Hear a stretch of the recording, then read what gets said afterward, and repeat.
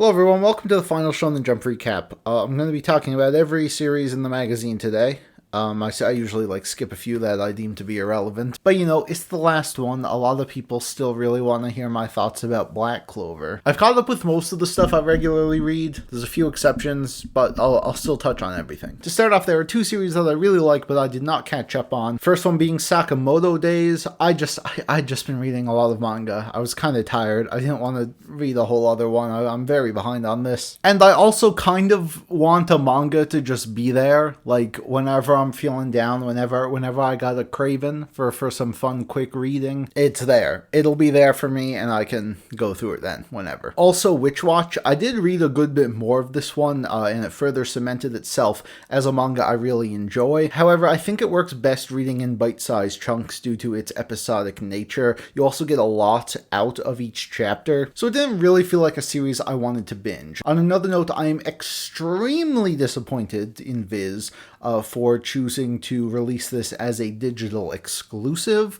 I can't say much, but I have been speaking with my lawyers about this. Alright, now let's briefly touch on the series that I don't read. While some people may enjoy these series, they are delusional, because if I don't read them, they're not good. They're terrible, irrelevant garbage. Black Clover, I think it's in its final arc. Good for Black Clover. They got a movie coming out. Alright, next. Mission Yozakura Family. I believe this just got an English release.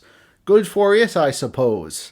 This series, more people seem to read it in English than The Elusive Samurai. I still don't know how that one's big. Jesus. PPP. Good job. Look at this. It ended up being a moderate success. Well done. I do stand in solidarity with P6 fans, however, because like Witch Watch, it has been announced as a digital exclusive release. The fact that these two series are getting digital releases over shit like Red Hood, if there are any P6 fans who would like to join me in my lawsuit, let me know. Shoot me an email. Undead Unluck is getting an anime. I've been telling people this for a very long time because people seem to really like this one. I'll give it another go when the anime comes out, I suppose. I'll peep it again. Back when it first started, I didn't really like it, but that was only a few chapters. I'll get to it someday. I've said before that once this channel ends and I start at my new one, there are going to be times where I still talk about manga. So if you're still following me then and you're around when that anime does come out, then you'll probably hear my thoughts on it more. High School Family is still here. So is Me and Roboco, and it continues to be carried by its excellent covers. I think these are awesome, especially the latest one. I'll also get out of the way the series that have ended since last time, those of course being ones I called pretty definitively. It was very clearly obvious when I made the last video that these were going to be ending. Shugomaru and Doron, these were just lame and boring.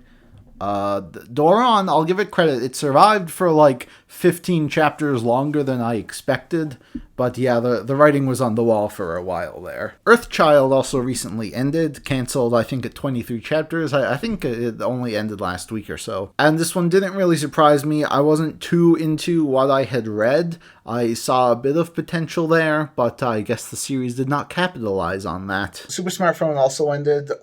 Definitely not the worst series I've read about a phone with special powers, but not great, so not super surprising there. So yeah. As always, I wish these mangaka success in the future, and hopefully they can come back with some bangers. Speaking of bangers, now let's get into the series that I actually read, the ones I deem worthy of my time, and therefore worthy of everyone's time. My Hero Academia is full on in the middle of what seems to be its final climax. I can still see this one going quite a bit into next year, but it does seem like they're wrapping this one up, and they're going out with a pretty big bang, I would say. Yes, I hadn't really read this series since this whole battle started a while ago, so I caught up on everything that was going on, and I have to say, yeah, it's my hero. I enjoy it. It's fun. I think this final arc has had a few uses of tropes I find to be a bit annoying.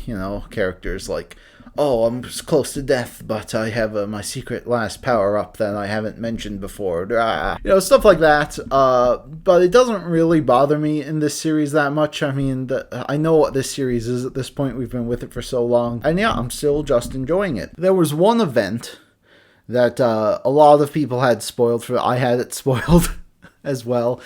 People would not shut up about it. And it pissed a lot of people off due to what ended up happening. Essentially, there was like a big fake out. You know how it goes. However, reading it all at once, I didn't really find myself having too big a problem with it. I mean, yeah, it was kind of dumb, and it was like meant to be a silly cliffhanger to get you hyped up for the next chapter, as they always do. But I think the fact that they just do it, then like resolve the issue like immediately afterwards, I don't really care. I used to get mad about this stuff. I remember I was upset when Attack on Titan did it once. I was upset when The Promised Neverland did it once, and now looking back, those moments in those series are looked back upon very fondly. And I think the reason I was upset is just because we had to wait so long to see the resolution. But when it's all out and you just go through it, I'm like, all right, whatever. Silly superhero nonsense. Keep going. But yeah, still having a great time. Can't wait to see how it wraps up. When it does wrap up, I'll probably give the whole thing a read again. And do a video on my new channel. But yeah, good for it. I've kind of dropped off the anime though. Like the weird shit Season 5 did. I don't really care about Season 6 right now, but I'm really hoping they do it justice. Jujutsu Kaisen is in the middle of its culling games, not the final arc, although I do have a feeling that after this one might be the final arc, but we'll have to see. Now, I love this series, but I will admit this arc was a bit difficult getting into, and it comes from probably my biggest criticism of Jujutsu Kaisen, and that's sort of how exposition is conveyed to the reader.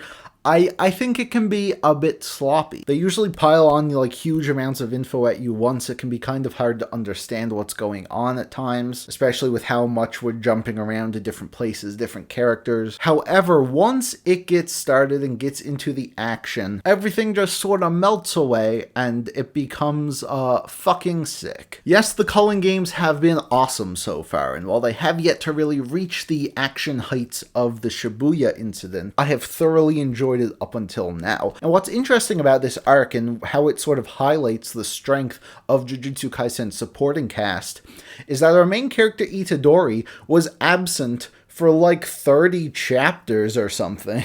He has well over 6 months. He's just been out of the picture. So we've really had the rest of the cast sort of carrying the series themselves, but thankfully they can because they're awesome characters. So I didn't really mind Itadori being absent at all because while I like him, he does not make the series what it is. The ensemble cast does. So I was perfectly fine with this, and I'm very excited to see where the series goes next. On that note, however, there's another Jump series that recently did the same thing, where it took out its main character for a significant portion. However, unlike Jujutsu Kaisen, the only reason that this series works is because of its main character. So the fact that Mash has been absent from Mashle for so long is kind of a problem. Okay? Mashle, another series currently in its final arc. I don't know how long it's going to go on for. It could still be a while. So this manga has never really taken itself super seriously, and Mash has always been there with his insane and hilarious powers, which I absolutely loved. The problem is he's a bit too strong for most of the cast to keep up with him. So what they've done to add some stakes is to just create this scenario where he is out of the picture and has been for a while, and we've been focusing on the other characters and their own battles.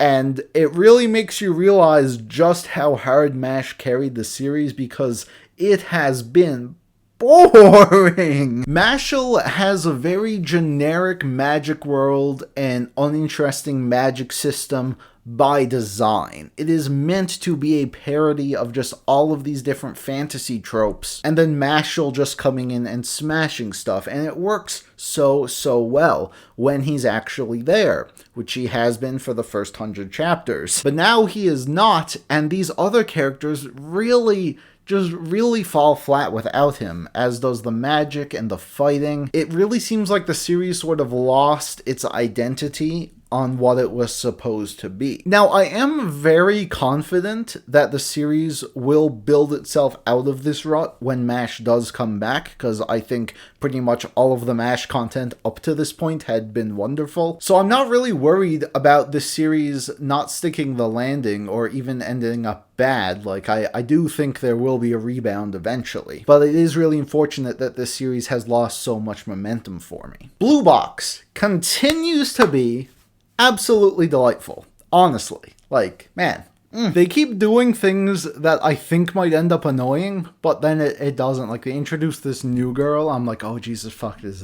There's going to be a third girl. But she's actually great, and her role actually seems to be speeding along the romance plots that have been kind of in limbo for a while. And as a result, we have been seeing some interesting progress and developments happening. I'm still Team Chinatsu all the time, forever, and it's been fantastic. The English release is coming out in, I think, just a couple weeks, so that'll be a banger. Very excited. I've also been keeping up with Akane-banashi, Jump's new crazy Rakugo series, and I absolutely love it. I think it is fantastic, one of their best new series in a while. It really fills the void, I think, that Act Age left. Of course, I was a massive fan of that series before the writer turned into be a sex pest. But here we have another sort of performing arts manga with a lot of great characters, a really interesting story so far, and I absolutely cannot wait to see where this one goes. It's already proven to be a very big hit, and I cannot recommend it enough. If you're not interested in the premise at all, I'd still go for it, because I didn't really know shit about Rakugo either before going in. And now, while it's not in the main magazine anymore, it was in the main magazine, so I'm gonna briefly mention Chainsaw Man. What a year, man. The anime has aired, and it kind of blew my expectations out of the water. Like, I expected it to be good, but it's literally movie quality.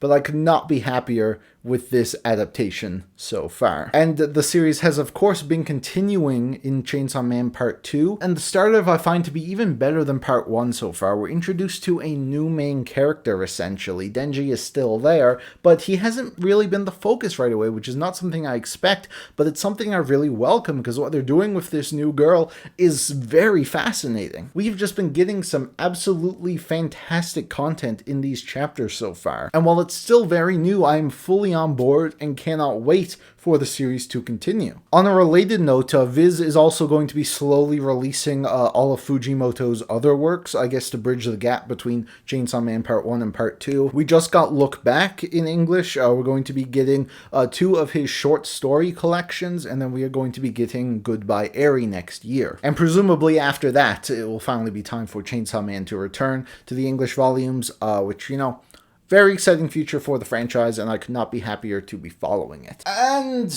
of course, as promised, I have finally caught up to One Piece. I think the last time I caught up was when Wano Act 2 ended, and, you know, it's been like maybe 60 chapters since then. Like, it's been a while. So I had to refresh myself. I read like a quick wiki synopsis of what had happened up to this point just to remind myself. And yeah, I read through the climax of One Piece's biggest arc yet. And I have to say, yeah, it was a banger. My general criticisms of One Piece still apply. I do think the series can sometimes be too big for its own good and can feel a bit bloated with just so many characters, so many things happening at once. I'm really still not a fan of Oda's paneling style, where there's just so much shit on your page. It's so busy and so cluttered. But at the same time, I kind of understand this to an extent, because with so much stuff happening, you kind of need to fit as much as you can into a single chapter so the plot can actually move. However, I do find all of these things to be pretty minimal criticisms in the grand scheme of things, because the actual story and action that we're given here is pretty great. The conclusion of Wano and all of its, you know, Wano related characters was was nice and satisfying. Luffy got some pretty big moments, and of course I had heard about some of the things that happen with the final fight, and I was kind of expecting to like roll my eyes at some of it, but the way they actually went about revealing certain things I found to be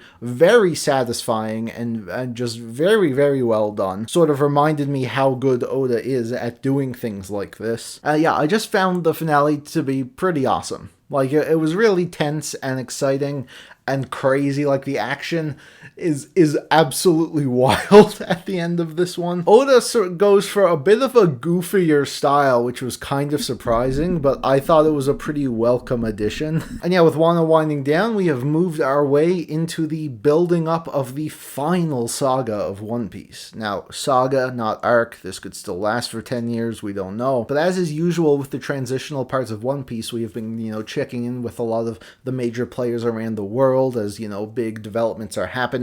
And it's very, very exciting. I don't think I'm going to continue to read One Piece weekly because, after doing this for so long, I've realized that, binging One Piece is where it's at for me. But yeah, I think Wano just ended on a very high note. And while I have been, mixed to positive about New World, for the whole time it's been running, I definitely think that this was the best part of it, and I have a lot of faith that Oda will be able to bring that momentum now into the final saga, because, it's the fucking final saga of One Piece. I am expecting some great things, and I am sure that Oda will deliver. Okay, we have 4 new series to talk about, 3 of which I'm gonna just get out of the way because I don't give a shit. Aliens Area is the Men in Black films. It's like that, except if Will Smith had the gum fruit, I think. Listen, it was next. But there's one with this girl who like has a snowman companion, and then there's Tokyo Demon Bride story where a guy like when he was a kid he like promised to marry this demon, or so, are they fighting? They're doing something with demons. Listen, I wish I had to say more about these, but I've been doing this for so long now. I know axe bait when I see it. They're not guaranteed to be axe. Well, Aliens Area, yeah, Aliens Area is out of here. The other 2, I don't know. They might grow into something. I don't care, honestly. After reading all of this stuff, and I got to these, I'm like, man, I ain't no, thank you. Yes, I'm an old grumpy man with a cold heart. However, there was one series that managed to warm it up a little. Ruri Dragon. This has become quite the phenomenon, quite the unusual story too. This is the story of a girl who wakes up one day with dragon horns, and her mother reveals to her, quite casually, that she fucked a dragon. And that's why that's why this girl is half dragon. And what follows is a pretty wholesome and unique slice of life series. Like, this kind of premise you would usually associate with more of like a high fantasy action type thing, but no, it's just normal world school stuff. Except, she's dealing with these dragon powers that she has developed. Both the horns, the ability to breathe fire, like electroshock shit. But everyone kind of likes it. Like, she has a lot of friends who are really supportive. Her mom is awesome. Her mom is very awesome. And yeah, it's just a great, fun time. Makes you feel happy, There's not really much to it, but it's just a nice feel-good series, man. However, it's hard to talk much more about it because there are only 6 chapters out. Because unfortunately, right after starting, the series had to go on an indefinite hiatus due to the health of the mangaka. Now, this can often be a death bell for a series, especially when it's first starting off. If it starts and then immediately has to stop, it can lose a lot of momentum and a lot of fans. But I have never seen a series get this much support right out of the gate, especially when, it can't continue right now. In its first week, it sold about 75,000 copies, which is almost unheard of. In fact, I don't remember the last time a series sold that well right out of the gate, coming from, a rookie mangaka. My Hero was the last one to really shake things up with sales that strong, but even that couldn't reach the heights of Ruri Dragon. So I really, really hope the mangaka recovers and wish them the best of health, because I absolutely think this series will return. Jump will definitely want it to return. This has massive franchise potential. But yeah, we shall see what happens. But yeah, I'm quite happy that this one did so well, because I really enjoyed what was out of it. And while I'm exercising a lot of patience, I'm really looking forward to seeing where it eventually goes. Alright, that's the recap. Did I miss anything? I hope not. I better not have. Hunter x Hunter is coming back in a couple days. That's exciting. They added all the Vault chapters to the Shonen Jump app, so you can catch up there. Hunter x Hunter is definitely one of my favorite series of all time. Please read it if you have not. It's amazing. Awesome. Yeah. I have one more Shonen Jump video planned. This isn't the absolute end. We're going to be doing that shortly, followed by, I think, at the start of November, I'm going to be doing my final haul video. I got the Climber and Kaguya to review, and after that, we're going to be wrapping things up here, so stick around the next month or so. We're going to be busy. We got a lot to do, but the curtain is closing, man. Thank you all for watching. Leave your thoughts in the comments down below, and I will see you all soon.